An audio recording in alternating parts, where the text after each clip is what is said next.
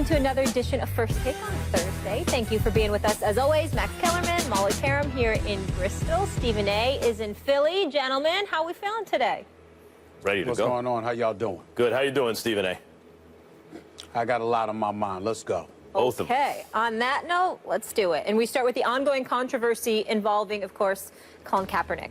Former Super Bowl quarterback and current CBS commentator Boomer Esiason blasting Kaepernick for sitting during the national anthem at a CBS event Tuesday, telling Bob Glauber of Newsday, quote, "I cannot say in the strongest, most direct way that it's an embarrassment, and it's about as disrespectful as any athlete has ever been. The NFL football field is not a place for somebody to further their political ambitions. Put on that blue police uniform and put the shield on and see what it's like to put your life in harm's way every single day. And then get back to me when you're making $35,000 or $40,000 a year as opposed to $11 million that he's making." Stephen A., did Boomer cross the line with those comments? Yes, he did. He absolutely crossed the line. And I want to preface my comments by saying that I don't know Boomer Esiason personally. I've met him on several occasions.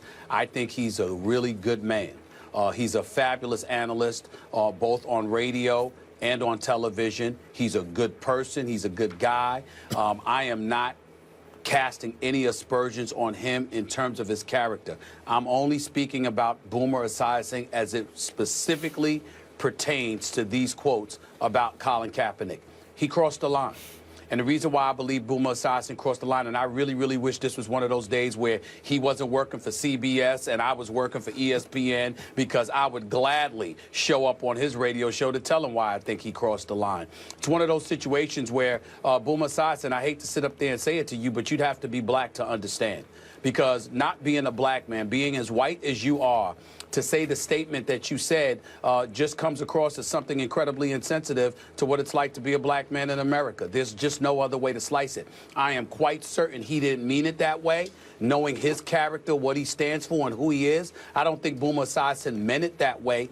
But to a black person, it could come across no other way as far as I'm concerned. First of all, let's narrow this down and let's talk about this for a second here. If it was so egregious, then why doesn't the NFL mandate that you must stand for the national anthem the way the National Basketball Association does so? The NFL specifically states it encourages it, but at the same time, it doesn't mandate it. Why? Because it's within your right to stand or to sit. It involves your First Amendment privileges under the United States Constitution. That's point number one. But I really took issue with what he said in bringing up the police officers. Now, Max Kellerman, Molly Karam, how many times have I been on these airwaves literally addressing the issue of police brutality against the African-American community? I specifically state that over 95% of the police officers that swear to protect, or that have sworn to protect and serve our nation, do exactly that. They deserve to be commended. They deserve to be celebrated and respected to the highest order. We're not talking about police officers. We're talking about the few rogue ones who engage in insidious behavior. That's who we're talking about here. So if we understand that, that's one of the reasons I religiously say it's not police brutality, it's brutality on a part of some police officers by members of the African-American community. But this is something that is not new. It went on in Cincinnati in the 60s. It went on in various cities decades before that, decades after that. This stuff, as it pertains to black folks and the police officers of this nation, it's not a new issue. It's something that's been going on for decades upon decades. I totally understand why Boomer Esiason wouldn't know much about it or be sensitive enough to it, because if you are a white individual that is not subjected to some of the insidious things that take place against the African-American community, of course you wouldn't know. That's not something for Boomer Esiason to be criticized over. But to sit up there and so flippantly throw it out there as if there's no argument, there's no validity whatsoever to anything that Colin Kaepernick echoed, I think reeks of a heightened level of insensitivity that, to be quite honest with you,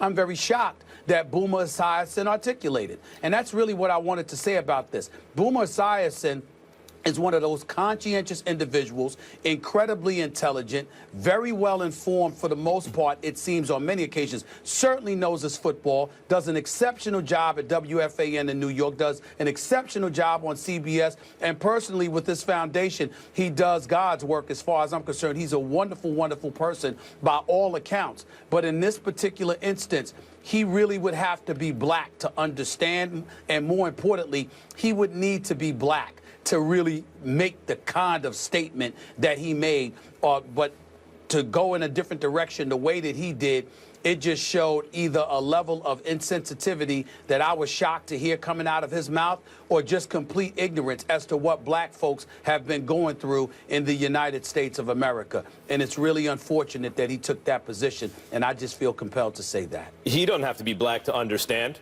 I understand. I mean, this is not that difficult to understand. I don't think he crossed any line unless, you know, the anti-intellectual line. There's a strong culture of, in the jock culture of anti-intellectualism. Essentially, when things get too complex to think about, you shut down your brain and just go with your emotion. Let's take his comments one at a time. The NFL football field is not a place for somebody to further their political ambitions. Apparently, it is a place, according to Boomer Esiason, for compulsory and therefore meaningless displays of patriotism. If you are forced to show how patriotic you are by standing for the national anthem, it becomes meaningless. If you're forced to do it, it's just a display. There's nothing driving it other than the fact that you have to do it. You're not allowed not to, which is not the case in the NFL.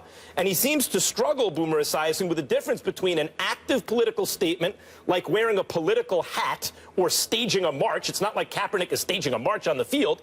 He stated very clearly his conscience won't let him stand for the national anthem because he feels in various respects this country's not living up to its ideals. Do you know where you are? So he's just refusing to participate in something that is in fact not compulsory. Do you know where you're forced to participate in that kind of thing?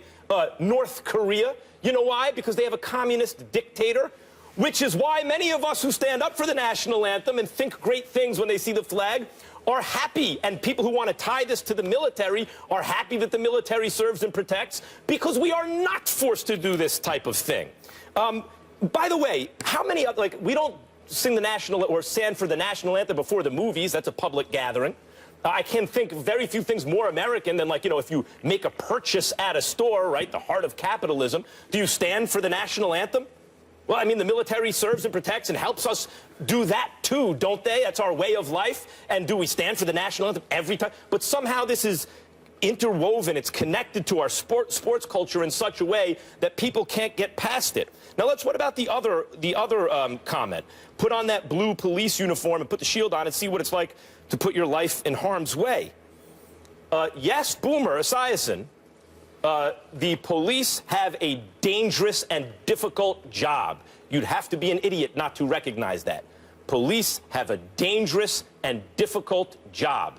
That does not mean that there aren't also inequities that persist in various forms in American life, including in law enforcement, that have yet to be remedied. I don't see what one thing has to do with the other. As usual, by the way, you know who comes off as the adult in the room of everyone who's made comments on this? Kareem Abdul-Jabbar. As usual, a couple days go by, a week goes by after a political controversy, and Kareem weighs in, and you go, yup, that's the adult in the room. He said the most un-American thing about this is the persistence of the problem. The point that Kaepernick is making, the fact that that persists, inequities in our system, is un-American.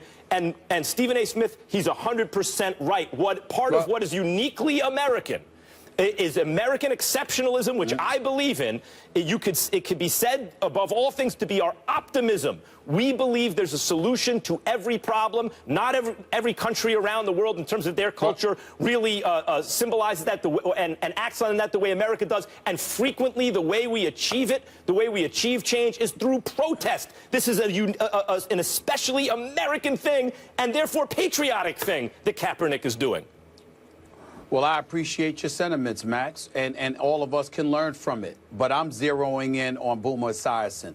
That's where my focus is. That's why we're leading this show. And when I think about what he said, let's dissect it. You dissect it in your way. Let's dissect it in my way. He says, quote, he signed a contract with an NFL team. He has on an NFL helmet. He's got an NFL uniform on. He doesn't have the right, I don't believe. Well, Boomer Esiason, it doesn't matter what you believe because you're flat out wrong. He actually does have the right.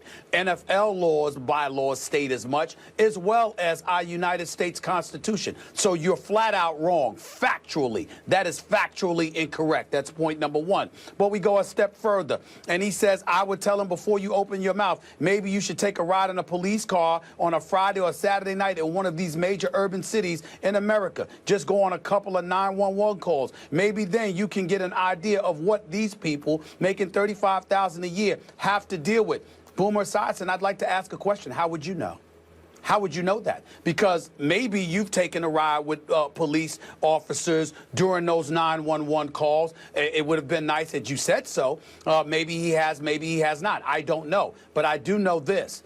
There are a lot of folks in America who happen to be black that when the police come, even when it's a 911 call made by those within their community, they get very nervous because they don't know how the police are going to react. I'm going to remind Boomer Esiason, while unarmed black men were killed by some police officers who happened to go rogue, there was also a white individual in South Carolina that gunned down 9 folks. And when he was arrested, they took him for a Burger King. There was an Uber driver in Michigan that gunned down 6 people, and he was arrested. People are getting arrested who happen not to be black. People who are black happen to be dying. And these are the kind of things that Boomer Esiason, to me, should know. I believe he does know. Now, I do want to emphasize this. He does have the right to feel the way that he feels.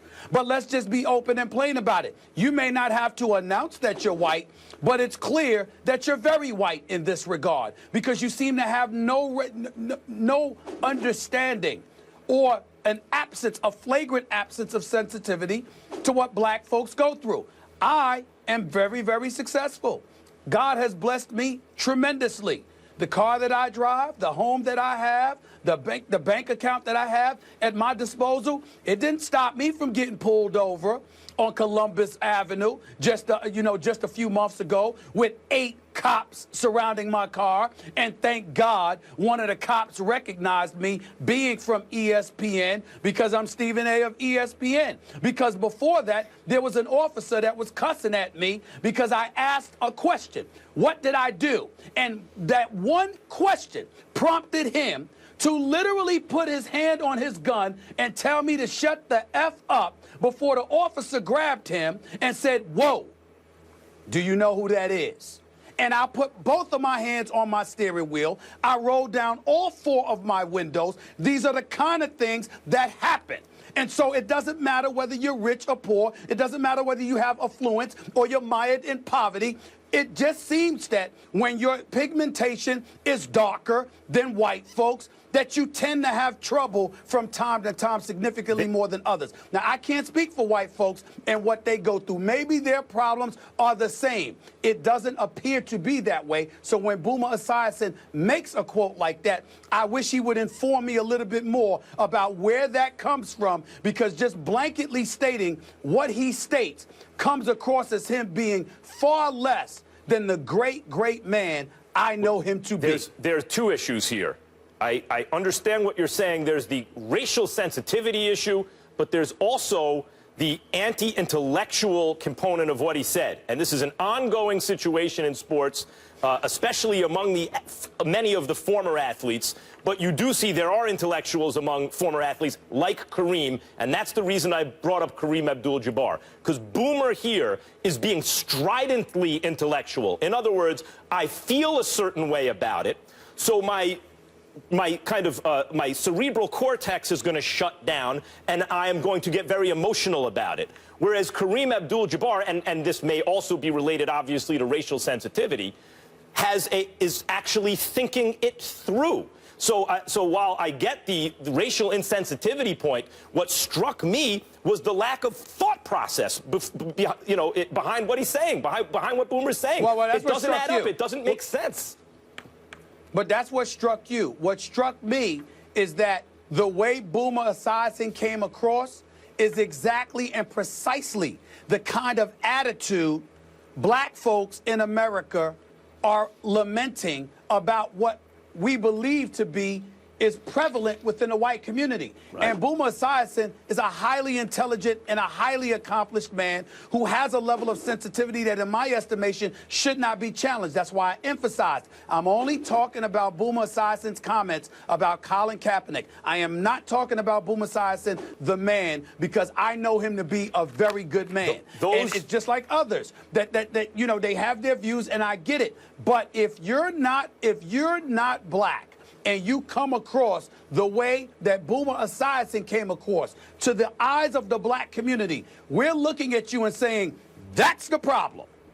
That's the problem. Those who benefit from the status quo are generally reluctant for it to change. So that when Boomer Esiason, who benefits from the status quo, I mean, obviously we talk about persistent inequities is based on our history. Look at per capita income, education, et cetera, based on race. And unless you're a racist who believes that there are intrinsic differences somehow in races of people that lead to that, you must acknowledge the inequities that persist based on our history. Those who benefit from that status quo are reluctant for it to change. So when Boomer Esiason sees Kaepernick not standing up for the flag, he's outraged. You stand up for the national anthem.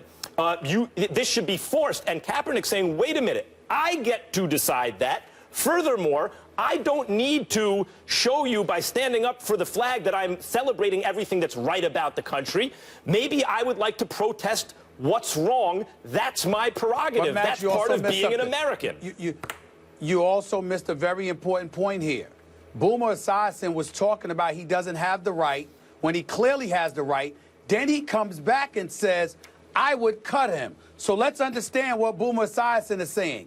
Even though you believe in America and all that America stands for, and our U.S. Constitution's First Amendment talks about freedom of speech, you then go out and say, not only do you disagree with Colin Kaepernick, but you are so emphatically against what he did that you would cut him, which means you would cut him for exercising his right to do what he has every right to do. Think about that for a second. He would cut him. And enough NFL executives apparently agree with him. There have been reports about NFL executives talking about they wouldn't hire him. He's a traitor. Well, what does that say? I mean, in fact, let me ask you this, Max. In fact, you're being un-American. You're being the traitor. I got a question. Yeah. I got a question. Yeah. I'm not the white guy on this show. Go ahead. That would happen to be you.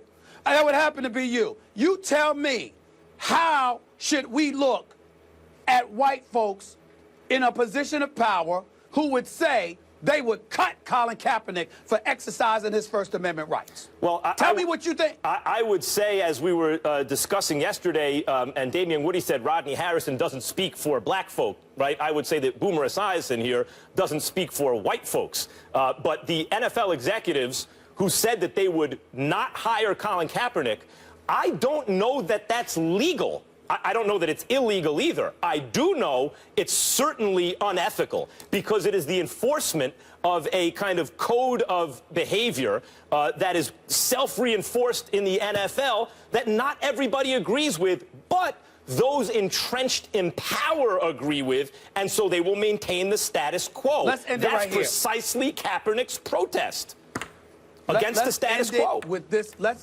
Let's end it with this one statement. The fact that there are people who would do that elevates and illuminates the importance of diversity. Because what you have is undoubtedly white individuals who would come down heavy-handed on this young man for exercising his First Amendment rights, which are in violation of our law, which are not in violation of our laws, nor the NFL laws. But when you have that figurative proverbial glass ceiling, these are the kind of things that happen behind the curtains. He'd get cut. Nobody would want him on his team. They wouldn't pick him up. They wouldn't bring him on, et cetera, et cetera. So the ramifications would be felt, but no one would know officially why, and thereby they would get away with harming this man. This is the plight of black America in the eyes of a lot of black Americans. That is the reality. It is inescapable. And as far as I'm concerned, I don't want to talk about it. I'm upset that this is one of those days where I'm really upset that working for ESPN, I can't go on a CBS radio show because I would show up to Boomer Esiason's show tomorrow and we'd have that conversation respectfully because I respect that man. But we would have a conversation about this because I emphatically disagree with his position. Period. Colin Kaepernick will start in the 49ers' fourth preseason game tonight in San Diego. It will be a special night at Qualcomm Stadium as the Chargers will hold their 28th annual salute to the military, where troops and veterans will be honored. Max, what do you expect with Kaepernick tonight? Well, first of all, I don't expect him to stand for the national anthem. And I don't think that disrespects the military just because there's an occasion to honor the military that day. You can both honor the military and participate in that kind of ceremony and not stand for the national anthem because you protest specific things about the United States of America at the moment. I don't think those two things are mutually exclusive. What do I expect from him tonight, Stephen A? I expect him to play better than Blaine Gabbert, who's been okay but has never in his career been Colin Kaepernick. Blaine Gabbert, to me, is a in case of emergency break glass kind of quarterback. And Kaepernick was one throw away from being a back-to-back Super Bowl contestant. So I expect him to play better than Blaine Gabbert. But in order for that to happen, three questions have to be answered. One, is his arm still dead, quote unquote? Because when I see dead arm, how long can the arm be dead? Is it a labrum? Is it a rotator cuff? Is it some structural issue in his arm? If it's okay, I expect him to be good, better than Gabbert. Two, you know, the weight loss that's been an issue. He does not physically look the same. Vegan diet or not, whatever you want to attribute it to it, he does not look the same. Is he more or less physically the same? 80% of what we remember from him at his best. Because, again, if he is 70%, he's better than Blaine Gabbert. And finally, is that O-line going to block for him? Or is there dissension in the ranks, not only related to a protest of the national anthem, but even before that, you would hear whispers that Cap doesn't have the locker room because he asked for, you know, he wanted out. And you think, well, he's getting Chip Kelly, the guy who studied him when he was playing in Nevada, because that's the kind of offense he wants to run and borrow from. Now he's got that quarterback, and that quarterback doesn't want that coach, who would seem to fit very well. And so maybe he lost the locker room even before this. How does that O-line play for him in a full contact sport like football? The way you rally the troops, so to speak, is really important. Can he do it? Those are the things I'm looking for, but I expect him to be better than Gabbert. Well, that ain't hard. He should be able to pull that off. He should be able to perform. And if he performs well and he looks a little bit stout, then to me, he should be the starting quarterback for the San Francisco 49ers, especially when you're scheduled to pay him about $12.6 million this year. It's guaranteed. Let him earn the check. Having said all of that, let me veer away from the football field by simply saying that, you know, I expect him to perform well enough, particularly considering the spotlight and the pressure that's on him now because, you know, he's put the spotlight on himself. I want to veer away from the playing field and say, while I agree he may perform, and he should put himself in position to take the starting job, I do believe that Colin Kaepernick, if he were sincere with his original comments about why he refused to stand for the national anthem, I will tell you what I think he does need to do, and he does owe this to our military servicemen and women. He needs to go, shake their hand, and have a little conversation with them if he can, to make sure that they understand that he meant when he said what he said, when he brought up police brutality, the black community, some of the things that America stands for but is not living up to. He needs to reemphasize to them, to their face, on a night where the military is being saluted, that in no way were his comments aimed towards them. It's one thing to say it while the cameras are rolling.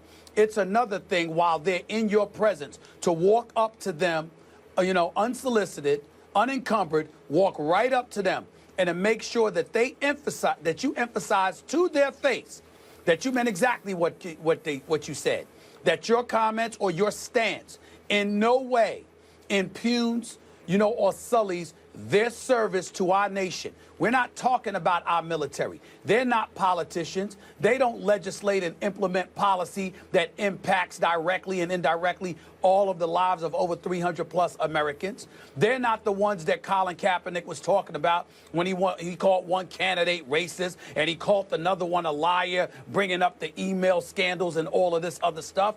This is what Colin Kaepernick said. He's not taking sides politically. He's not engaging in partisan politics. What he is saying is that as an African American, these are some of the things that we go through in our community known as the United States of America.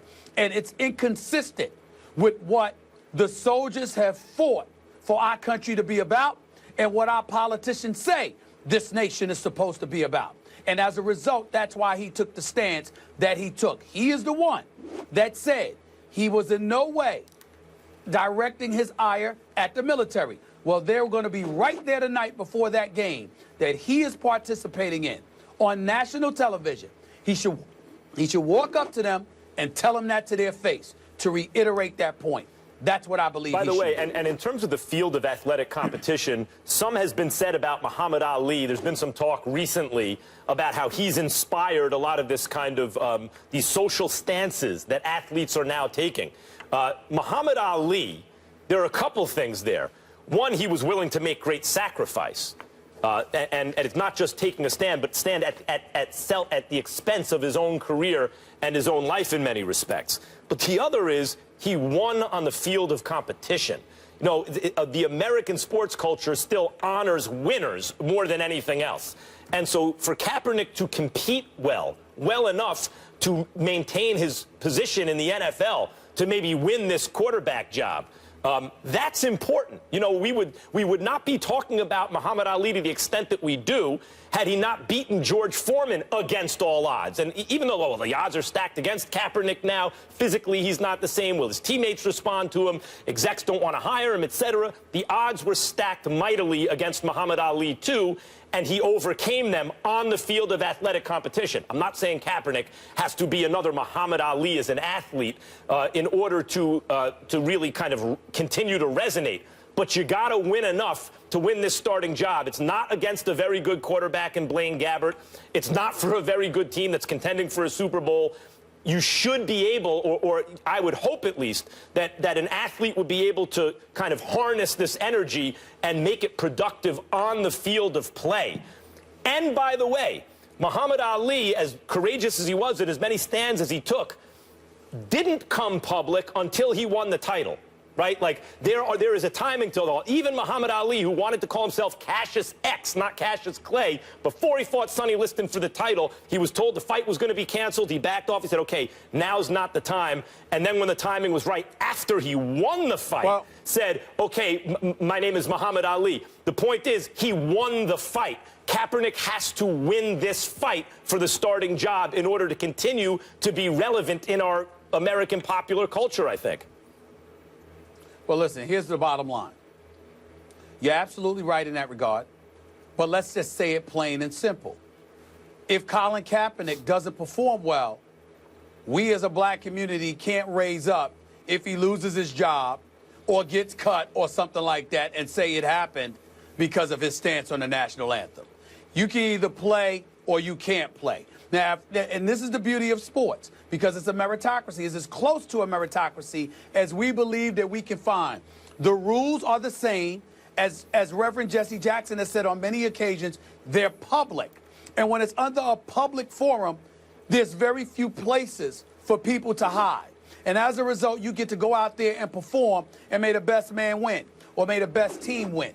And so when we look at it from that perspective, we can't recognize that, appreciate that, love that as a sport, but then arbitrarily forget it because Colin Kaepernick refuses to stand for the national anthem. Then there's ramifications thereafter, and we'll ignore his play. If Colin Kaepernick wants to make sure to ensure a prosperous future for himself, he needs to earn that $12.6 million and go out there and ball and remind us of the quarterback who succeeded Alex Smith and galvanized the San Francisco 49ers to a point where you were able to take them to a Super Bowl appearance and, you know, within about 20 yards or so of a Super Bowl title, or 5 yards actually. You've got to be able to pull that off. If you don't pull that off, it doesn't make Boomer Esiason right. It doesn't make his other critics right. But what it does do is force the African-American community to pump the brakes and potentially shut the hell up if he ends up getting cut, all right, or traded or something like that because he played like garbage. He's got to go out there and perform if he wants people to continue to back him up and ensure a prosperous future for himself. Because regardless of how much I respect and think he has the right to do what he did, although I would not have sat for the national anthem, I perfectly support his right to do what he did. I'm here to tell you, I'm not going to stand up and defend him if the San Francisco 49ers cut him or demote him or do something like that if he's playing like garbage. You got to perform. You got to perform. By the way, the difference between him and Ali, obviously, you're not playing a one-on-one sport. You do rely on that offensive line. So whatever differences they have, even before this whole controversy, I ain't trying to hear that. Well, he's got to do something to bring them together. That's part of playing quarterback. I'm not. Listen. It's a team sport. He's not out there by himself. And if he is, he's in trouble. Listen, you knew about your offensive line when you took your stance. You knew about the receivers you had. You knew about the running game you had. You knew about the new coach you had. You knew about the new coordinators you have. You knew about the defense you had. You decide to sit up there and take your stance, rather. You go ahead and you do that. But you better perform. I don't want to hear excuses. He's got to perform. The only thing I know for sure is that this is going to be a highly rated preseason game. All eyes are going to be on Colin Kaepernick, and just about everybody has weighed in on this subject, both in and out of sports. Cam Newton joins in the reaction to Kaepernick's national anthem protest. You do not want to miss Stephen A's thoughts on Cam's comments. You follow? That's next. What I can't, fathom is how does 1/8 of an inch, something so small, be the difference in such a big commodity in our whole lifetime? And that's the thickness of our skin. Colin Kaepernick sitting during the national anthem has, of course, been pouring out over the past few days. Everybody has weighed in, including Cam Newton now, who has been has had a lot of criticism come his way, so he's no stranger to that as well. He sat down with our Trey Wingo to offer his thoughts. Take a listen. Who am I to say that it's wrong? Who am I to say that it's right? Either or is still personal. What I can't, fathom is how does 1/8 of an inch, something so small, be the difference in such a big commodity in our whole lifetime? And that's the thickness of our skin. 1/8 of an inch. And under that, we're all the same color. Yeah. And that's the big picture. A lot of scrutiny happens when the athletes start talking about, race. But the truth of the matter is we just got to do right by each other, no matter what color you are. Certain things that has happened in our life, in our lifetime, it is kind of embarrassing to be affiliated with, but it still happens. But who am I to say, Colin, you're wrong? Right. And who am I to say, bro, that you're right? Because we're all, we all have and are, have the right to think whatever we want to think. And I respect that by everybody. Stephen A., do you like, love, or hate Cam's comments? I hated him. And I was incredibly disappointed at what he had to say because, to be quite honest with you, he said nothing. I mean, he would have put Fred Astaire, Michael Jackson, and MC Hammer to shame all at the same time with how much he moonwalked around those comments. It made absolutely no sense whatsoever. Now, I say all of that while in the same breath acknowledging that at 27 years of age, he's still a young man. He's a superstar football player, an incredible athlete, a really, really good person.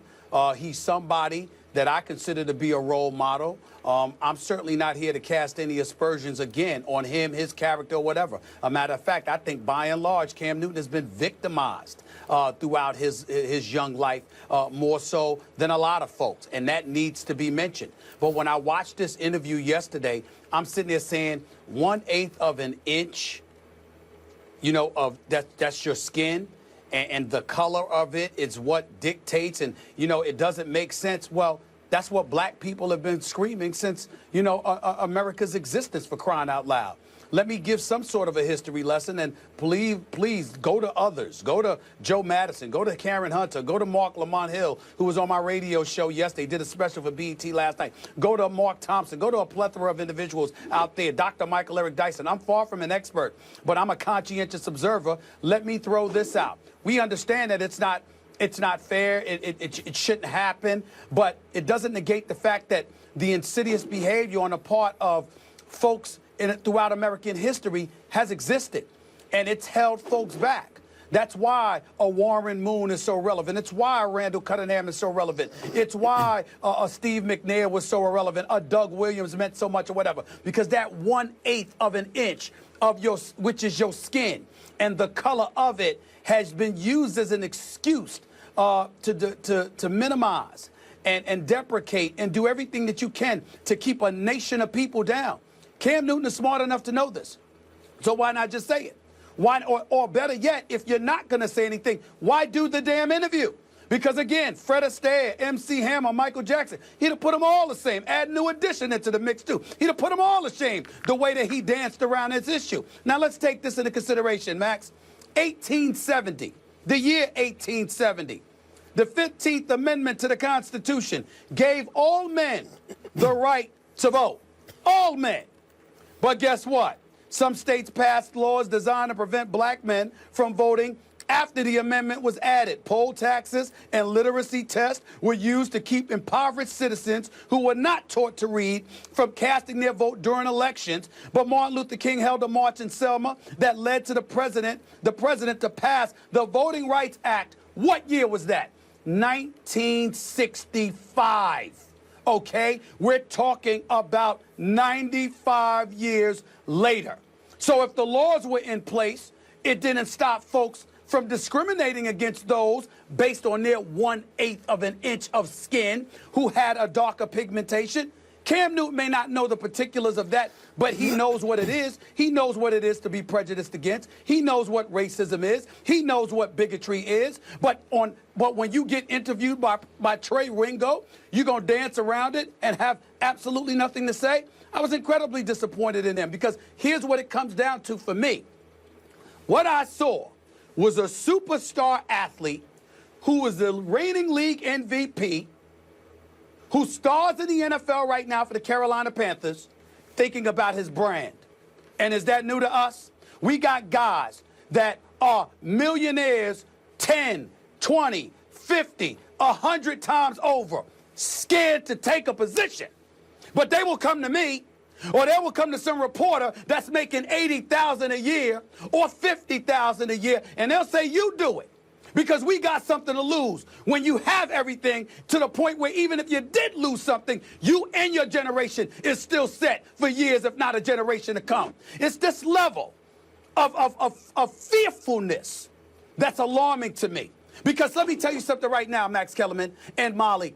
I promise you, you're going to see black athletes that got a problem with me today.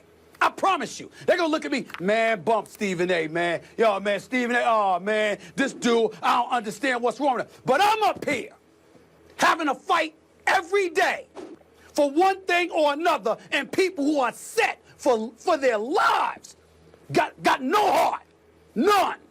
And all I'm saying is that Cam Newton is too young for me to get on him specifically. I'm only talking about the quotes that they aired on SportsCenter, because I haven't seen the full interview. And we all know Trey Wingo is one of the best. I'm sure he did a fabulous job of doing the interview. And I'm not trying to sit up there and call Cam Newton out as a person. I'm talking about this one particular issue with the quote that they just showed on the show and they showed on SportsCenter. Where's your heart? Where's your heart? Everybody about protecting their brand. Everybody about making sure we don't offend anybody or whatever the case may be. Where's your heart at? Especially when you set anyway. Cam Newton signed for over $100 million, $60 million guaranteed. That means if all else fails, he got $60 million coming to him. What you feel? What you scared of? What you scared of? He certainly sounded like he was being brand conscious. He certainly did. And, you know, there have been athletes like that through the years. Michael Jordan was no Muhammad Ali off the field. Republicans buy sneakers, too, versus what Muhammad Ali did. And was different, but I'll explain that. But that was different, but I'll explain it. But there's a tendency to, at least for me, to like the Ali athlete better than the Jordan kind of athlete. And here Cam Newton was apparently being brand conscious. In terms of the difference between writers and athletes, Cam Newton gets paid primarily to throw a ball and also to run a ball and rally the troops. And you and I get paid, Stephen A., to opine, to give our opinions. That's why we get our paychecks, because that's our job. His job is not exactly the same. I do think there is a responsibility to speak out and from a leadership position, just as I said, Aaron Rodgers and others in positions of leadership in the NFL, if something is happening to their peers, to their co-workers who are African-American, it's not that it's none of their business. They should, if they're not aware of the issue, they should become aware. They should sensitize themselves to it. They should say something about it. But here Cam Newton really essentially took a post-racial position. I wish we lived in a post-racial world. And Trey Wingo was asking penetrating questions like, for example, what do you think of when you stand for the national anthem? And Cam tap danced around it. There's no doubt about it. But maybe that's because he doesn't want to give you his own complex thoughts, if they are complex thoughts, about or nuanced thoughts about a complex issue that might be divisive, that has to do not only with protest, but the specific protest, the value of the protest versus the kind of value of honoring everything that's good about the country, including your ability to protest. And maybe he doesn't want to weigh in that way. He simply wants to say, look, I'm a person of goodwill. I wish that we lived in a post-racial world, but we don't. And I want to leave it at that. And I think that's his prerogative, even as a leader in the NFL. Well, Max, who are you, Dr. Phil or Dear Abby? I mean, come on now. We understand all of that, but my God, why do the interview? Why bother? I'm not saying he had an obligation to speak. I'm saying if you're going to speak, be real. Be real. Oh, this is real stuff going on. Listen. No, hold on. Wait a minute here. You are talking to somebody that is a black man that has spoken out against a lot of black folks on many occasions based on the things that they do and how they try to, and how sometimes we try to lean on race to excuse it. I have on many occasions spoken out on behalf of white folks saying they have a right to feel that way and we shouldn't look at it as racist or anything like that. We get it. It's about fairness. But at the same time, if somebody asks you a question, 1/8 of an inch of your skin and all of this, and who am I to say right, wrong, or otherwise? Colin Kaepernick is a black man. He's talking about the plight of black Americans. Are you immune to that? Do you know Cam Newton's history? Of course you do, Max. Of course I do. We know what this man has been through. We know on many occasions Cam Newton has been unfairly stigmatized, unfairly villainized, unfairly judged. Okay, so that's a product of who he is and what he stands for and what he's about. That's one of the reasons he suffered. But you sit down for an interview and suddenly you forget that. And then on top of it all, you sit down, and when you sit down with folks, okay, you usually have a problem with folks like me who come from your own community who will challenge you to step up or not say anything. Everybody keeps bringing up Michael Jordan. We're forgetting the times. We're forgetting that there was not social media. We're forgetting how many years Michael Jordan was underpaid, grossly underpaid for years and years. Not the last 2 years he was in Chicago when he got 30 and 33 million because of the years that he was grotesquely underpaid. Prior to that, he was making his money for his association with Nike and endorsement deals. That's where his money was coming from. So if he did take political stances and he was outspoken and a bit vociferous, he wouldn't be in a position today where he's the only African-American owner in all of major sports in the United States of America, who, by the way, hires black people. Right. Let's not forget that about Michael Jordan. We got people talking. Hold on. We got people talking about. We got people talking. That's right, because I need you to do that in this situation. We got people talking about Michael Jordan all the time because of what he didn't say. But Michael Jordan goes out and hires people and puts money in their bank accounts and affords them the luxury of being able to get a mortgage or to get a car or something like that. And you got brothers that are sitting up here scared to speak their own name in the presence of other people unless it's the right tone, the right cadence, and all of this other stuff, and everybody wants to explain it. Damn the explanation. At some point in time, you got to step up. That's all I'm saying. I am all That's for, all I'm saying. I am pro, I think it's been obvious on this show, I'm pro-athlete activism.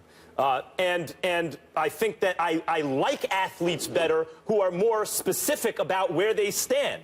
However, if that's not that athlete and they don't want to weigh in with a nuanced position on a complex issue, I think they can still do an interview and basically get across the position.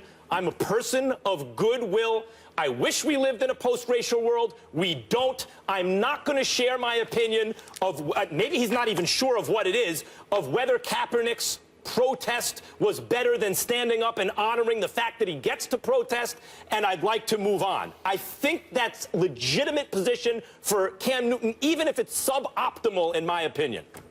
And I think that that is an absolutely understandable position from somebody emanating from a community that has not suffered as much as the black community has suffered. But when you are black and you are affiliated with a community that has a lengthy history of suffering and you have nothing to say, why do an interview?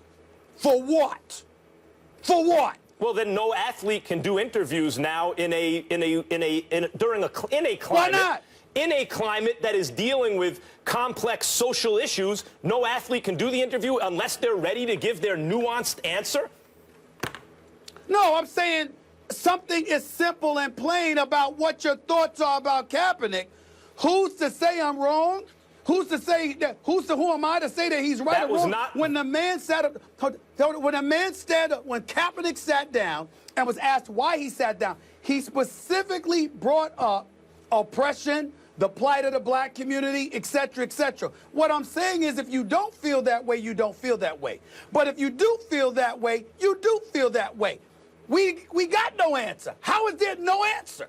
I mean, at least Boomer Esiason said something. Yeah. At least Boomer Max Kellerman Esiason saying is also something. not a current athlete. Something. He's also paid to opine. You, me, and Boomer are paid to opine. That's not the That is not Cam Newton. Guys, Okay. guys, let's put, all right. let's all put right. Then don't interview no more. Don't interview him no more. We don't have to talk to no athletes because according to Max Kellerman, they don't have. Well, we want I mean, let them play, and they don't have to say anything. The fact is, Nothing. most athletes don't Nothing. have a lot to say and are therefore not very interesting interview subjects. That goes for many, if not most. That's not fair to say about all athletes. There's a lot I said that are most. I highly didn't say all. I intellectual. said many, if not most. All right, let's leave it there.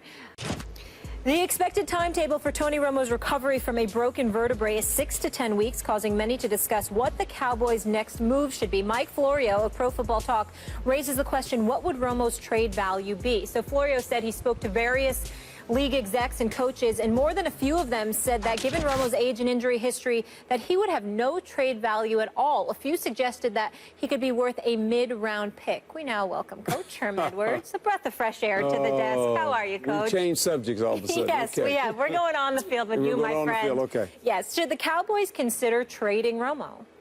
No, they should not. If I was the coach of the Cowboys, I would want Tony Romo in my locker room. I would want him in that quarterback room every day with Dak Prescott. He's a wealth of knowledge. He's a walking encyclopedia of this division, of the people that Dak's going to obviously compete against. And that's what he brings to the table. He's also a leader in this locker room. And I just think that trading him does you no good. I mean, Dak Prescott is one hit away from maybe being out as well. Now, Tony Romo should be able to come back this season, but you don't know the health of Tony Romo when he comes back. He can get hurt again. But I would not trade him. I would keep him there and let him mentor Dak Prescott, because that's going to be his role eventually. To be quite honest, Tony Romo will probably retire as a Cowboy. Jerry Jones will make sure of that. Okay, so all this about we should trade Tony Romo for what? You trade him? First of all, no one's going to take him right now because he's hurt. So what are you going to get? You're going to trade a 36-year-old quarterback that's got a bad back, and people are saying, well, why are we trading? Why are we giving this guy? Why are we giving the draft choice for a guy that's hurt? And we don't know what his future lies. So I just think he means more in that locker room into Dak Prescott than to any other team. And I would keep him there. Yeah, you'd be selling low if you traded him now. you're not going to get much for him. And you know who should trade for him? If I looked out at the NFL landscape and said, who could use a veteran quarterback who has good chemistry with his receivers and everything, and the city embraces him, who could maybe make a run late in the season when he'll be available, maybe? The Dallas Cowboys. I mean, like, that would be the team you'd look at and you go, maybe they could use him. Well, they have him. Let's not forget that the major issue coming into this season was the Dallas Cowboys don't have a backup quarterback. Let me rephrase it. The Dallas Cowboys only have one quarterback, Tony Romo. It's another way to say you don't have a backup. Well, guess what? If Dak Prescott works out, now you got two quarterbacks when Tony Romo gets healthy, which seems to address the problem. Whether, even for those who think Dak can take his job, right, somehow. Okay, so now you have a backup quarterback. And for most people feel like, well, Romo will get his job back. But if Dak proves himself, you got a real guy for him to mentor. Yes, you do. And you have your backup quarterback. That's why you drafted him. Stephen A. Before I give my answer, I'd like to ask Coach a question. Yes, sir. Coach Edwards, what's so special about Tony Romo? For me, I think he's a good player. Yeah. Now, he's not an elite quarterback. No. I know he can play. He's a good player. I know he can play. Yes. But you know, there's this guy that, you know, is a really great friend of mine, somebody I look up to, and, you know, he's very famous for saying you play to win the game. Yeah. And, you know, Coach, I just don't, you know, when it comes to Tony Romo, I don't see a lot of wins. Well, I mean, I see exploits. I see regular season decent records. I saw 3 consecutive back-to-back 8-8 seasons where they lost the division crown in the last game of the regular season. I see, you know, only 1 playoff appearance in the last 5 or 6 years. I see, you know, 2 playoff victories in 10 years. You got to win 3 playoff victories at least. You have to win 3 playoff games at least to win a Super Bowl in 1 year. This man has gotten 2 playoff victories in a decade as a starter. I'm just at a loss for why is it Tony Romo's going to retire a Cowboy. We wouldn't consider letting him go. He's so valuable, a breath of fresh air, a load of knowledge. And what? I get it. I mean, I can't refute any of that. But it's not like the Dallas Cowboys are suddenly going to be worse off without him if Dak Prescott can play. I think that my answer to the question is simple. We see what Dak Prescott can do. And if he's impressive enough where he's the second coming of Marino, meaning the second he gets the starting knob, he takes the bull by the horn and runs away with it, you get rid of Tony Romo. If he's not that dude, then you keep giving Tony Romo chances until he's ready to walk because you still have nothing better than him. But as long as you have something comparable to or better than Tony Romo, there's nothing that says he needs or deserves to retire a Dallas Cowboys. Is Tony Romo's jersey going to get hung in the rafters like a Michael Irvin, like an Emmitt Smith, like a Troy Aikman, like a Roger Staubach, like an Ed Too Tall Jones, or somebody like that? Is that going to be Tony Romo? I don't think so. So what's the problem? The problem is this, is that you have a rookie quarterback that has no NFL experience at all. Zero. None. And you have a veteran quarterback that understands the division, understands the opponents, especially defensively, that can sit in that room with Dak Prescott and give him valuable information because he's a quarterback and has played the position. And so the coach can't say that. During the game, Tony Romo will probably be on the sideline. He'll be like a coach to Dak Prescott. We don't know what Dak Prescott is. We didn't know what Tony Romo was when he was a free agent. Remember, the Dallas Cowboys, as crazy as it may seem, in the history of these guys, since 1970, when they merged with the AFC and the NFC merged, they've only drafted 1 quarterback in the first round. That was Troy Aikman. Tony Romo was a free agent. They're hoping this Dak Prescott 4th-round pick becomes their future. But you're right, Tony Romo has not won a lot of playoff games. Okay, I get all that. But the last time they won big, Tony Romo was the quarterback. They were 12-4. When they did what? They ran the football. They didn't allow Tony Romo to throw it over 500 times attempts in a season. That was what they wanted to do this year with Ezekiel Elliott that offensive line, Dez Bryant being healthy, Witten, obviously the tight end, saying we're going to play that way again and see if we can make a run at this division. That's why Tony Romo was there. I think everyone here is sleeping on Romo when healthy. I think the issue with Tony Romo, I would say when he's on the field, there are better quarterbacks than him, but not that many. There's like the elite, the Aaron Rodgers elite level. I think a half a level behind that, there's Tony Romo when healthy. I think that's, you know, he's a special kind of player. I do think he's special. I don't think he's just good. Coach, I'd obviously defer to your NFL football opinion, but to my eyeball test, not to mention a lot of the numbers, he looks like better than just a good quarterback. His health is the issue. Good is not bad. I mean, good is not, well, he's a bad player. I'm just saying, look, I don't get into this. Well, is he elite? Look, there's about 5 of them that we know are elite. Right. All right? Then the rest of them are good players. And we say, well, he's a manager of the game. They're all managers of the game. How much do you ask him to manage? And how much is the coach going to manage? That's where you cut. That's where you cut the line, is well, the coach is going to manage this much of the game, and we're going to let the quarterback do this. Brady, Breeze, Aaron Rodgers, they get full value of, we're giving the ball to you, you go. Other quarterbacks, you're only going to get to manage this much of it. Tony Romo is a good, consistent quarterback when he has a running game and he has healthy receivers. When Dez is healthy, Witten is healthy, this offense is pretty. We were excited about this offense. Before Tony Romo got hurt, we said, of course. Ezekiel Elliott, offensive line, they might compete to win this division. Only need 10 wins to win the division, probably. Right? Maybe less. But, so, Coach, what I'm asking, I guess, is Stephen A. brings it up like, what's so special about Tony Romo? What I'm saying is it's far-fetched, and Dak Prescott looked good in a couple of the early preseason games. It's far-fetched to me to think a rookie quarterback, no matter how good, I mean, we've seen some examples of special rookie quarterbacks, Andrew Luck, Cam Newton, RG3, but it's unlikely that he's going to be as good as a healthy Tony Romo, almost no matter how well he plays. Well, it's very difficult in this sense. Their strength is on offense, and it's with their line and the runner. That's where their strength lies right now. It's not on defense.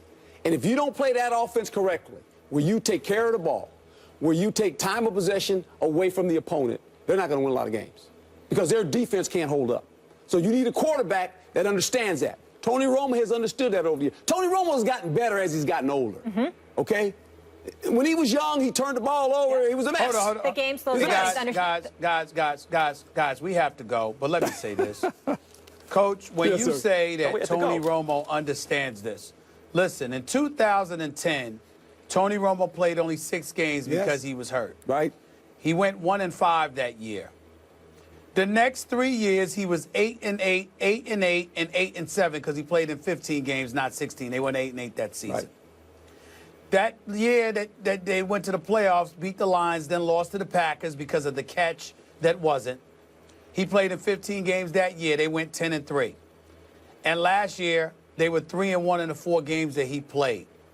Coach, that's 2 seasons, essentially. 2 seasons where he's had a winning record in the last 6 years. Yes. I'm just saying, I know Tony Romo can play. I know he's a scrub. I'm just at a loss as to why everybody's acting like, oh, my God, this is somebody we can't lose. Again, if Dak Prescott, he has to play well. If he doesn't, of course, you keep Tony Romo. But if Dak Prescott plays well, why wouldn't I think about getting rid of Tony Romo in a heartbeat? I wouldn't need him. When, next year? I wouldn't need him. You talking about next year? Not this year. You can't get rid of Tony next year. I'm saying if Dak Prescott to the team playing or not. If Dak Prescott shows up and balls out for the first 8 or 10 games, and it's clear that his star has ascended, I don't need Romo. You need a backup quarterback. But, Stephen A., that's next year. First, we need to see Dak. So this season, the bottom line is Tony Romo adds value. Year. No, Stephen A., meaning we have to see Dak Prescott first play those 8 games. So after this season, potentially you could trade him. We got to see what Dak's made of. In the meantime, we have Tony Romo, and he adds value whether he's playing or not to this team. And that's what Herm was just explaining. We don't know. We only saw Dak in a couple of preseason games. I don't think, first of all, Jerry's not going to trade Tony Romo this year. I'll bet $2 on that one.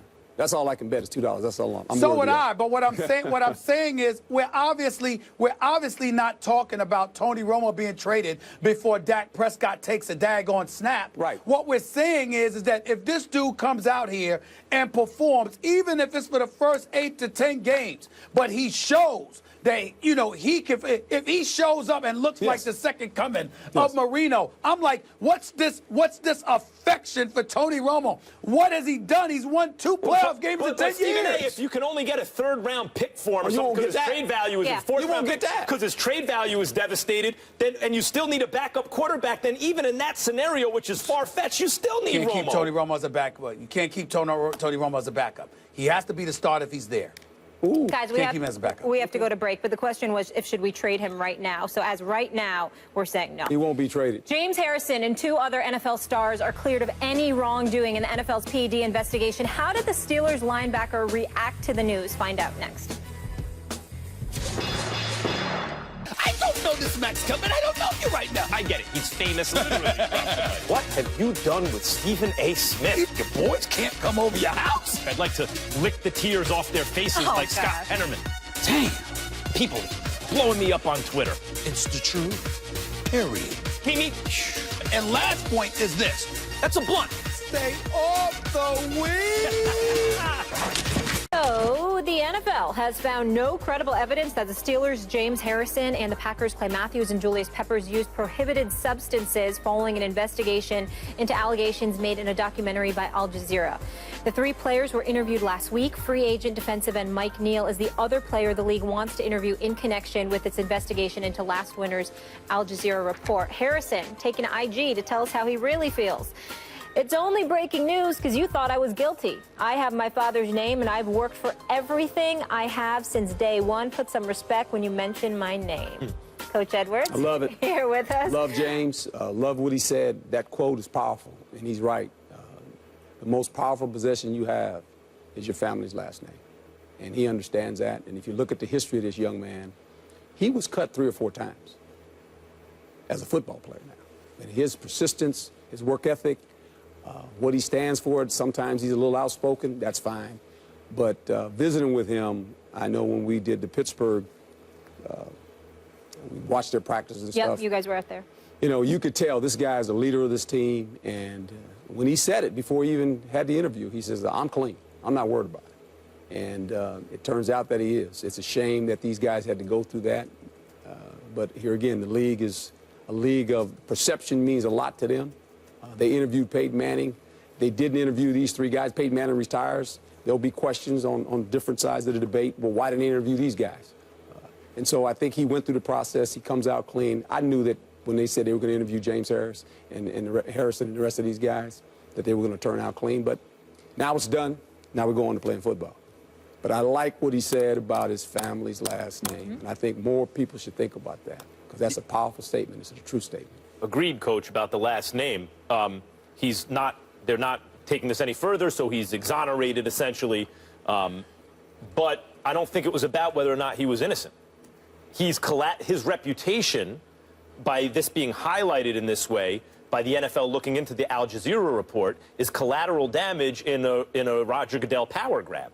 What they're doing here is insisting, the NFL wanted to insist that these players talk as part of their fact-finding mission into the report, when in fact the collective bargaining agreement is pretty clear about that, if you have evidence, you know, if they collect independent evidence, then they can bring you in, but not just as part of the fact-finding process. And the fact that the NFL saying, okay, fine, he didn't do it, at least the optics of it look like, well, I guess you really didn't have independent evidence. You were just going on a media report, and now you're insisting, and maybe you set precedent here in the wake of Deflategate, that in fact, whatever the CBA says is not important. We can bring you in and talk to you. We can interpret it however we like, and then set precedent by forcing you to talk. I think that's what this was about. And the fact that his name has been cleared is great for him, but the fact that it was sullied in the first place, beyond just the initial media report, is James Harrison as collateral damage for a commissioner and NFL power grab. Well, as I said, there's public opinion, and they're playing to the public because this is what the NFL is about. You know, it's about people that watch the game of football are wondering, well, if this is being said, and this is where social media comes in. Social media and all the information we gather in today's world, there's always something out there. And if it sticks, and if it looks like the NFL is a part of it and like turning their head away from it and saying, no, we're not involved in that, it's okay, it's just, then they got a problem. So it kind of works hand in hand. It's sad, but that's the world we live in. Stephen A?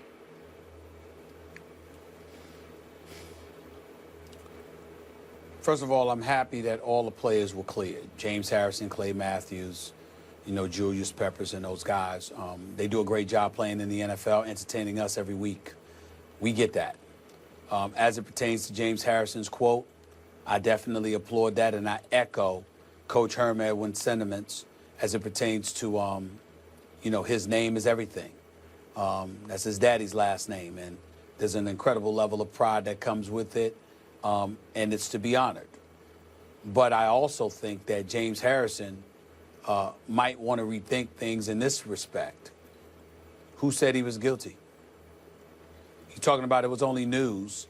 It's only breaking news because you thought I was guilty. Who are you talking about? Because it wasn't me. I don't recall it being Max Kellerman or anybody else. I don't recall it being anybody from the NFL. What the NFL said is that we would like to talk to you. The report initially came out. I happen to know people with the Players Association.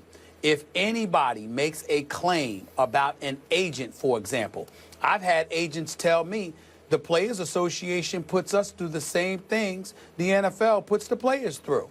If an agent is accused of something, it could have no validity to it whatsoever.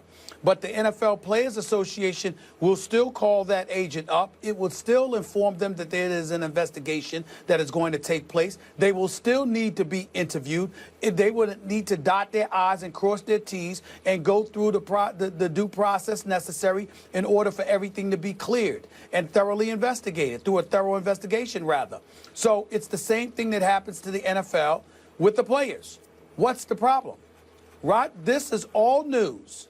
Because James Harrison and those boys refused to talk to Roger Goodell and the league, and the league brought down the hammer and said, if you don't talk to us, we will suspend you, to remind them of who exactly the authoritative figure is. And like I said, Coach, I've said this on many occasions. I challenge anybody to tell me they have a job where they walk to work and they like everything that their colleagues do, everything that their bosses do every day. At least once a week, I don't believe there's a soul alive that can't find a complaint with somebody in an authoritative figure. I don't believe there's once a week where you literally go an entire week and you don't find yourself at one moment saying, damn, I wish I did not have to capitulate to these demands. But because you're not the boss, you have to.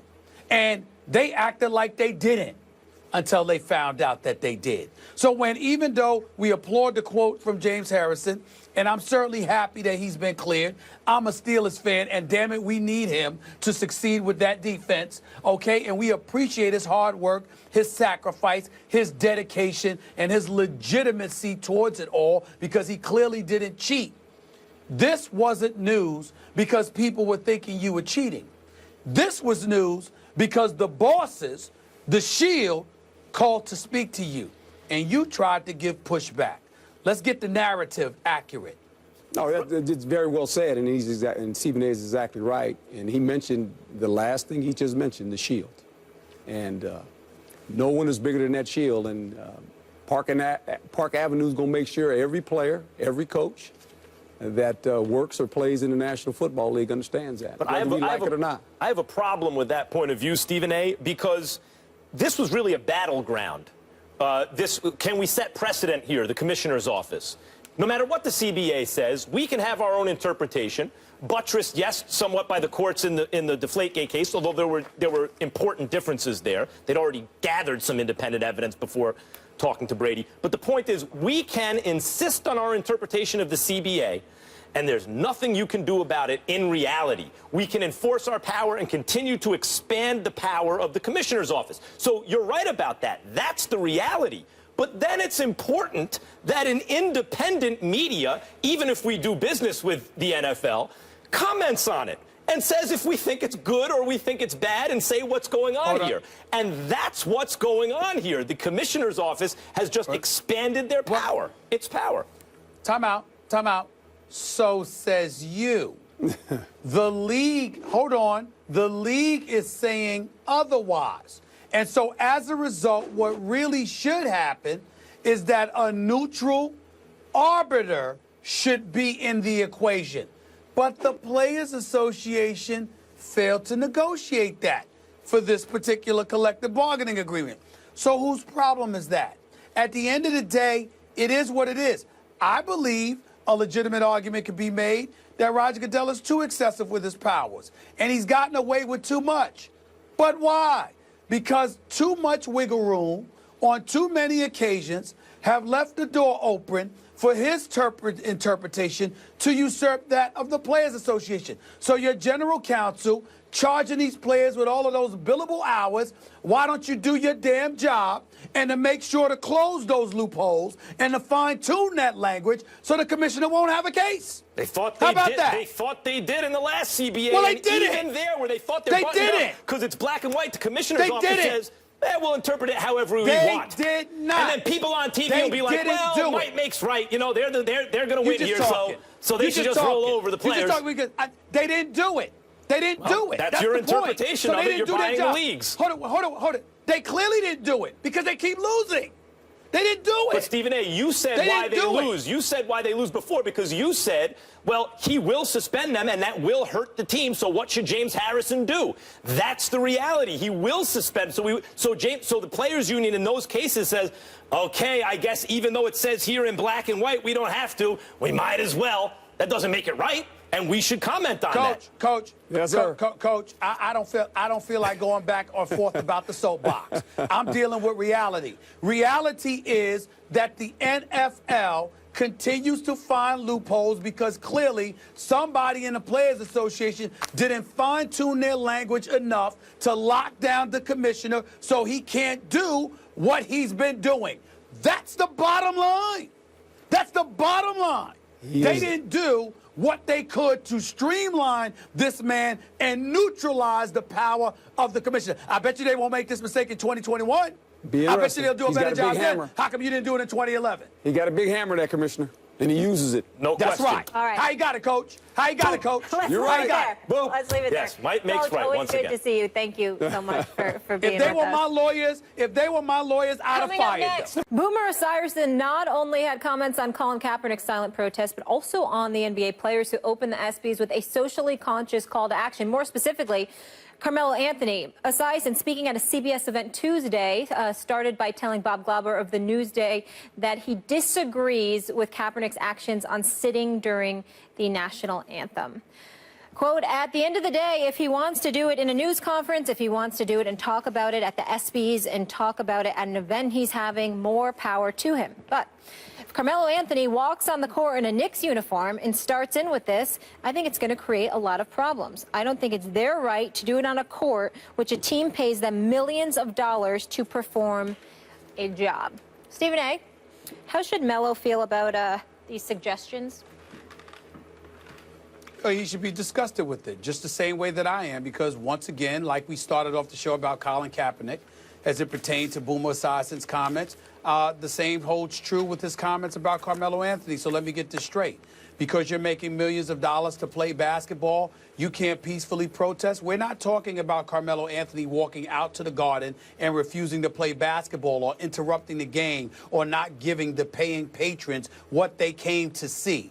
We're talking about what if, hypothetically speaking, Carmelo Anthony decided to sit on the bench during the national anthem. Boomer Esiason is saying, excuse me, you'd cut him too? I just, listen, again, I want to emphasize, I don't know much about Boomer Esiason, but everything that I do know, I know he's smart as a whip. I know he knows his football. I know he's an incredible analyst on radio and television. Personally, I'm very fond of him and the work that he does in the community as well. He's to be commended. I'm only speaking specifically about these quotes. First about Kaepernick, now about Melo.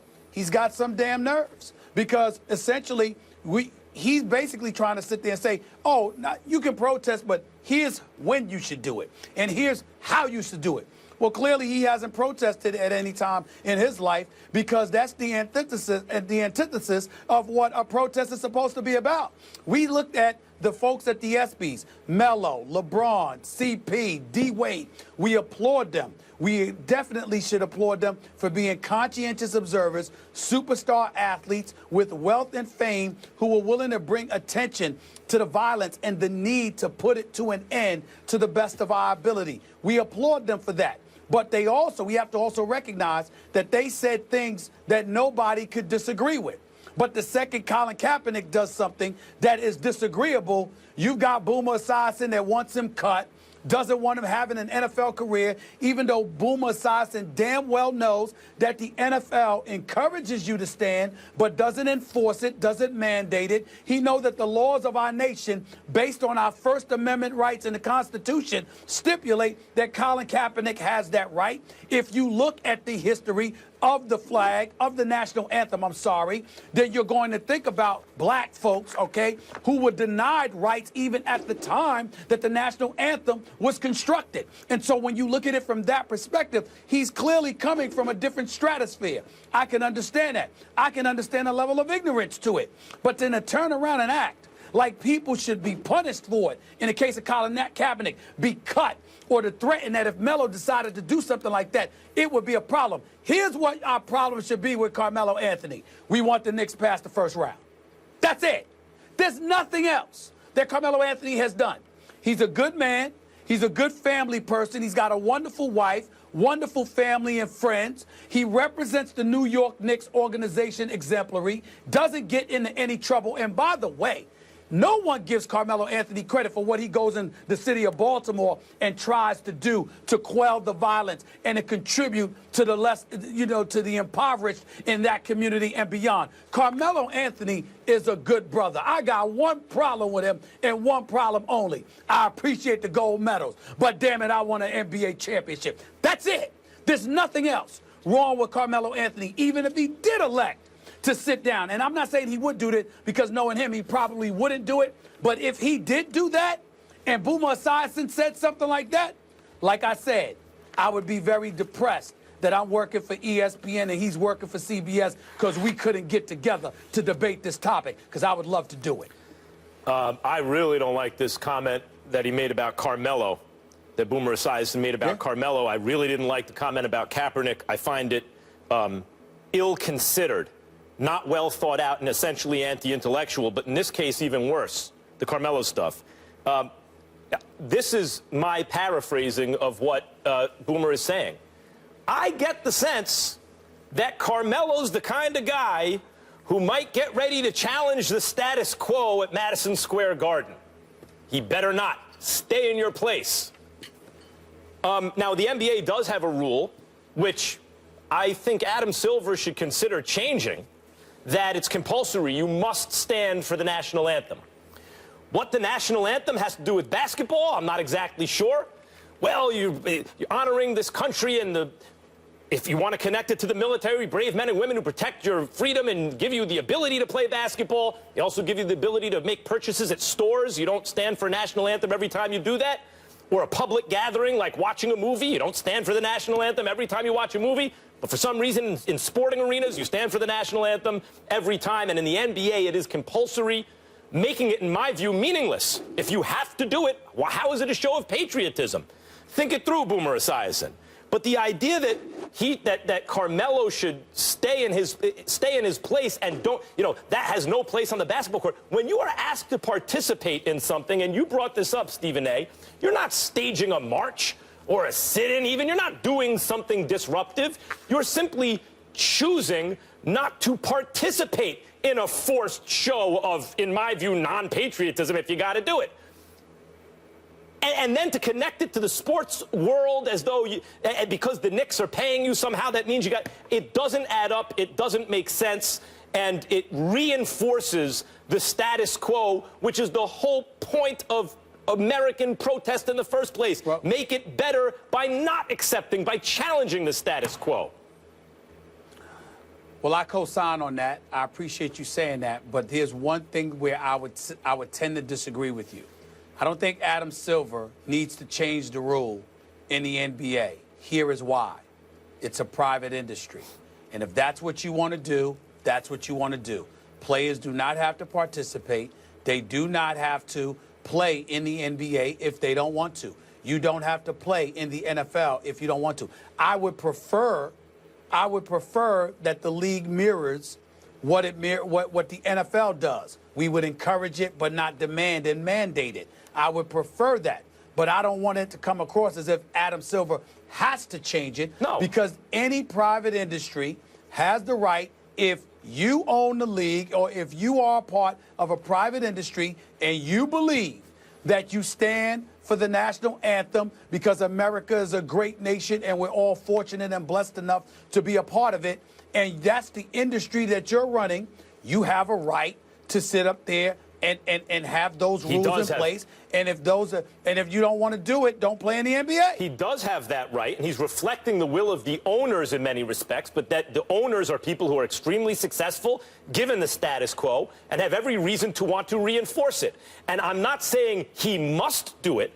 I'm saying if Adam Silver thinks it through, and he's shown, I think, an incredible capacity to understand the point of view of the players more than any other commissioner in a major sport currently in this, maybe ever. He would, by the way, even if you believe in it, as I've been trying to say, if you're forcing everyone to do it, it's a show of nothing. If it's not compulsory, it's a show of patriotism. So if you want to reinforce patriotism, you take away the draconian rule that you must stand for it. Okay, that has to be the last word there. When we come back, we're going to go to the association and discuss the NBA. Rookies probably won't be lining up to get Steph Curry's autograph this season. We'll explain that when First Take rolls on. Stay with us. You're watching First Take, presented by Bass Pro Shops. Despite Kevin Durant being heavily criticized this offseason for leaving the Thunder and creating a super team with the Warriors, he was still voted the #1 favorite player in an NBA.com rookie poll for the third straight season. Meanwhile, the reigning two-time MVP, Steph Curry, didn't even rank in the top 9. Curry was tied for 4th in the same poll last year. What does this rookie vote say about Steph Curry, Max? Two things. First and foremost, that he just choked in the finals. Now, I know he wasn't physically 100%, but it looked like LeBron took his heart. I mean, that was part of LeBron's strategy. It looked like dunking on him, screaming at him, Steph kind of slinking away. It breaks my heart to say this because I love Steph Curry, love his game, love watching him, love the fact that he kind of inspires kids. He's not the biggest, not the strongest, not the fastest, and yet somehow one of the best. But after a finals 2 years ago, where it was like, okay, fine, he's passing out of the double team before it comes, and therefore he's actually helping his team, but his personal numbers won't look great. But was he really as good as he normally is? He followed it up with this finals where his team blew a 3-1 lead, and he was not his normal self in the finals, injury or no. And that reinforces, I think, a sense among players, especially players coming into the league, that this league is so suited to Steph Curry that it's making him seem better than he actually is. You can't touch him. But at wide open three-point shooting kind of league, that's perfect for Steph Curry. But then once the playoffs started, Stephen A., you brought it up the other day, and they called it a little more loosely, suddenly that effectiveness diminished. In other words, the rookies are going, look, we know who's really the best. We look at guys like LeBron and Durant, Westbrook. We can see they're better, but somehow the way the game is called and played now, Steph is kind of glorified out of proportion. I think both those things are going on, but especially the choking in this year's finals. What it says, Max Kellerman, is that people don't know basketball, and they need to shut the hell up because they make no sense whatsoever. Steph Curry is the reigning two-time league MVP. His numbers for the regular season was he averaged 30 on 50% shooting from the field and 45% shooting from the free throw line, from the three-point range, shooting 90% from the free throw line and averaging nearly 7 assists per game. That is just ignorant for 10 players, including Kevin Garnett, by the way, who I love, who's a future Hall of Famer, but clearly is beyond his prime. And, you know, he'll retire soon enough and become a part owner, hopefully at the Minnesota Timberwolves or some other team. The bottom line is that Steph Curry should be right up there with everybody. I have no aversion to Kevin Durant. He's one of the top 3 players in the world. He's a superstar. And obviously the eye of the storm is going to be upon him. So when you look at a guy that's 6'10", 6'11", with a 7'6" wingspan, who can handle the rock and shoot the ball from all over the place the way Kevin Durant does, we can understand that the rookies would gravitate to him to some degree. But they're rookies for a reason, because their breath smells like Similac. They're wet behind the ears. They don't know any damn better. And they're going to find out about how good Steph Curry is when they get on a court with him next season. That's what this shows. They lack an appreciation because they're caught up in the size, the way the game has evolved, being tall and being gifted as Kevin Durant is, and they're not appreciating the marksmanship, the sniper-like abilities of a Steph Curry. But they'll find out when they get in the league and go against them. They know what Kevin Durant's going to do to them, because he's damn near 7 feet tall with a handle and a shot. But when they get on the court against Steph Curry, they're about to learn why Kevin Durant decided to go to Golden State. You see, you got to remember, Steph Curry didn't go to Oklahoma City. Kevin Durant came to Golden State. And the ball doesn't stick with Curry Kevin Durant either. Came to He Golden moves State it. because Steph Curry was there. Look, Let's Steph, remember I that. love Steph Curry, but Stephen A., you just mentioned his regular season numbers. He was clearly the MVP. I was on TV saying he should be the star. 25 points per game at 43% shooting in the playoffs. He should be the star of Space Jam 2 because it's his world. But in the finals, LeBron made it very clear, no, it's not his world. And Steph's performance diminished. So let me get this straight. Yeah. I wasn't the best player in the world. I may be number 2. Oh, my God, stop the presses. I mean, so let's stop the presses. Something's going to happen. Something's going to happen because Kevin, Was he the second best player in the better than finals? LeBron James. Hold on. No, he wasn't. I'm Was he? not So better is that than diminished LeBron performance? James. Wow. He wasn't better than Draymond. I love hold Steph, but he wasn't better than Draymond in the finals. He was hurt. Okay, fine. It's 2 years in a row where his performance diminished in the finals. Yeah, That's but what people are diminished reacting according to what? According to the standard he set in the regular season. Right. And what was that standard? Very high, and then so even Peyton an average Manning used to be the best regular season quarterback ever, and not so good in the playoffs. I have a question. Talking and not answering my question ain't gonna help you. 25 points per game on 43% shooting in the playoffs. That's horrible? It's worse than he normally is, which means he folded under pressure according to the rookies. Guys, we Keep gotta talking. go. I'm gonna ban your basketball card. I'm gonna ban it. I'm gonna ban it. Fiery today. When we come back. First Take is presented by Bass Pro Shops. Your adventure starts here. And in part by State Farm. Talk to an agent today at 800-STATE-FARM. And Pizza Hut's $5 flavor menu. Any 2 or more of your favorites, just $5 each. Only at Pizza Hut. College football is back. Yes, sir. LSU at Wisconsin at Lambeau Field this weekend, where the Lambeau Leap touchdown celebration is generally staple. But Les Miles is not buying it. He doesn't want his players to participate. Stephen A., you have an issue with him not allowing them to do the Lambeau Leap? Absolutely. I love Les Miles, but Les Miles is a good man, great coach. Come on, man. That's why you got the game at Lambeau Field. Kids is a kid's dream. Let them be kids. I expect them to do the Lambeau Leap. Les Miles needs to stop it. We actually end the show on an agreement. Of course, let them do it. First time today. Yeah. Yeah, there we go. Guess what? We'll see y'all tomorrow. Come on, Have Les. a good day. Come on, Les.